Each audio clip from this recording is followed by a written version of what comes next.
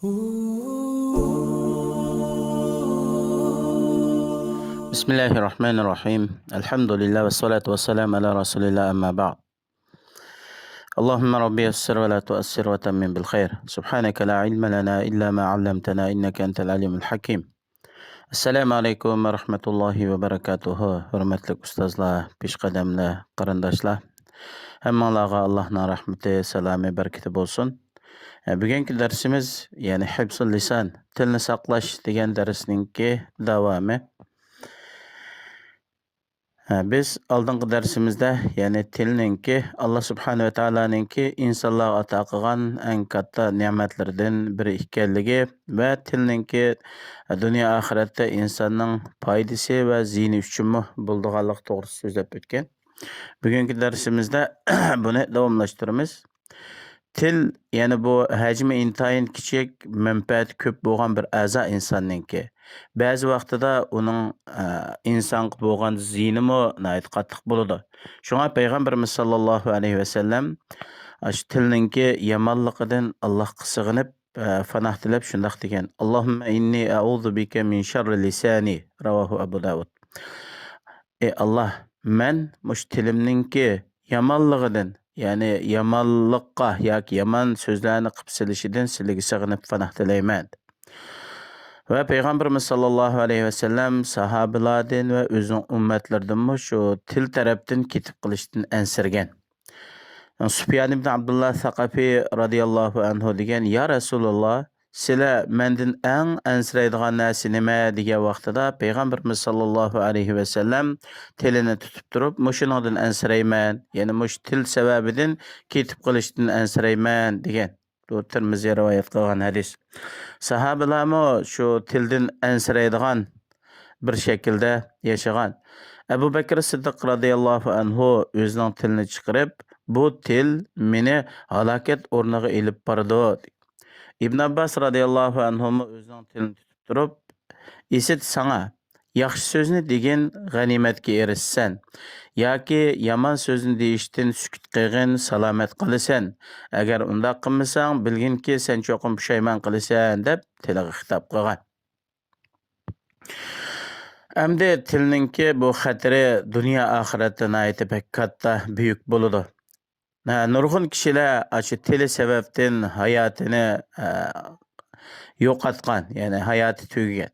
Ibn Mas'ud radhiyallohu anhudan bayon qilingan bir asarda shundoq deydi: uzun muddat turmoq sab qilishga ehtiyojli bo'lgan, ya'ni tildimmi ehtiyojli bir narsa yo'q. Ya'ni tildimmi uzun zaman bir yerga solab qo'yishga bakroq ehtiyojli bo'lgan narsa yo'q.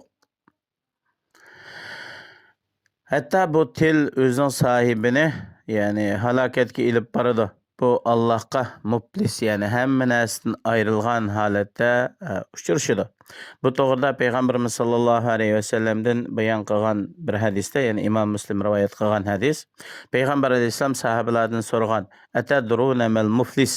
Ya'ni iflos bo'lgan, hamma narsa vayron bo'lib yo'q qilgan odamning kimligini bilamsizlar deganda, sahobalar: "Muflis, iflos bo'lgan odam bizning ichimizda, uningki tangi tillalari yo'q va boshqa mol mulki matolari yo'q, bundaq odamni biz muflis deymiz" deganda, payg'ambarimiz sollallohu alayhi vasallam shundoq degan: "Muflis degan mening ummatimdan qiyomat kuni nurg'un namoz, ro'za, zakot qatorliq ibodatlarni olib keladi. Ondan keyin bu odam hayoti dunyoda birini dashnam qilgan, biriga bo'hton chaplagan, birininki milini yegan va birining qinini to'kkan, birini urgan. Unda bo'lgandikin bu odamning yaxshiliklari uningga yoki buningga biriladi. Agar bu odamningki yaxshiligi uning ustidagi kishilarning haqqini ado qilishdan ilgari tugab ketib qolsa, aziyat yetkazgan kishilarning xatoliklari ilinib bu odamning ustiga tashlanadi, ondan keyin bu odam do'zaxga tashlanadi. Yana payg'ambarimiz sollallohu alayhi vasallamdan insonlarni eng ko'p do'zax kirgizadigan narsa to'g'risida so'ralgan vaqtida payg'ambarimiz sollallohu alayhi vasallam al-famu val farj degan, ya'ni ig'iz va avrat. Tirmiziy rivoyat qilgan hadis. Yana bir hadisda payg'ambarimiz sollallohu alayhi vasallam deydi: "Inson bir ig'iz so'zni so'zlaydi, eninki to'g'ri xatoligini bilmasdan shu so'zning sababi bilan mashriq bilan mag'ribning orasidagi yiroq bo'lgan do'zaxga tashlanib ketadi. Bu Buxoriy Muslim rivoyat qilgan hadis. Yana tilning ofatlaridan eng katta ofatlardan biri qaysi desa, Allohning g'ayriga tevinish, Allohning g'ayriga duo qilish, Allohning g'ayridan bir narsa so'rash, Allohga sherik keltirish. Alloh subhanahu va taolo Qur'oni Karimda shunday aytadi: "Va man adallu mimman yad'u min dunillahi man la yastajibu lahu ila yawmil qiyamah va hum an du'aihim g'afilun." Ya'ni qiyomatgacha duosini ijobat qilolmaydigan, Allohning g'ayriga sig'inib duo qiladigan kishilardan bak ozg'in kishilar bo'lamdi. Bular o'zining duosida g'afil qolg'uvchilardir. Yana Imom Buxoriy rivoyat qilgan bir hadisda Payg'ambarimiz sollallohu alayhi vasallam deydi: "Man mata va huwa yad'u min dunillahi niddan dakhala an-nar." Kimki Allohning g'ayriga yalvarib, Allohning g'ayriga tevinib, Allohning g'ayriga duo qilib, Allohga sherik keltirib o'lib ketsa, bu odam do'zaxga kiradi. Alloh subhanahu va taolo shu o'zi yolg'iz insonlarga ne'mat ato qilguvchi. Hamda bu Alloh ato qilgan ne'matni Allohning g'ayriga nisbat berishmi shirkning qatoridan hisoblanadi. Shunga Payg'ambarimiz sollallohu alayhi vasallam Alloh subhanahu va taolodan bayon qilgan hadis qudusida shunday deydi: Allah subhanahu wa taala shunday aytadi: "Mening bandalarimdan menga mu'min, ya'ni ishongan va menga kofir bo'lganlar bor tong'atqa vaqtida.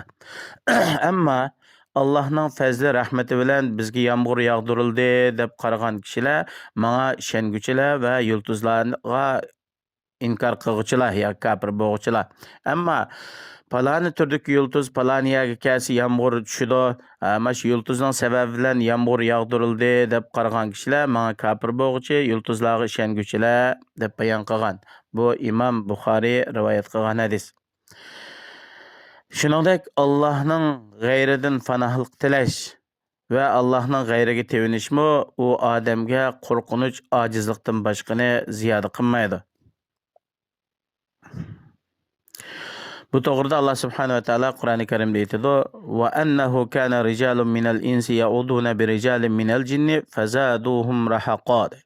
Haqiqatan insonlardan bo'lgan bir bo'lik kishilar o'zining safarlarida va tushgan joylarda shu yerdagi jinlarning katavashlaridan fanolik tilab va o'ziga yomonlik etib qilishdan ansirab ularga sig'inibdi. Shuning bilan bu ularga texmi qo'rqinchini ziyoda qilibdi. Yana hamda bu til orqali so'zda yuz beradigan shirkning qatoridan Allohning g'ayri bilan qasam qilish. Bu tilning sababidan bo'ladigan ish. Shunga payg'ambar alayhisalom degan, kimki Allohning g'ayri bilan qasam qilsa, kofir bo'ldi yoki Allohga sherik keltirdi. Imom Ahmad rivoyat qilgan hadis.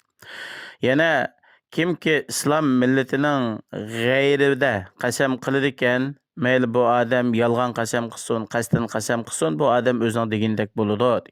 Bu Buxoriy Muslim birlikka kelgan hadis. Yana bir hadisda man halafa bil amanati falaysa minna. Ya'ni amanat bilan qasam qilgan odam bizdan emas.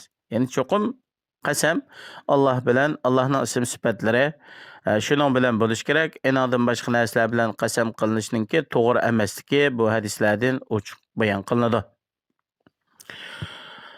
Alloh subhanahu va taolo uchun mutlaq kamaliyat, ulug'liq, kattalik bo'lib, har qanday bir odam Allohning o'ziga xos bo'lgan ism bilan atiladi ekan, Alloh buni xor qiladi.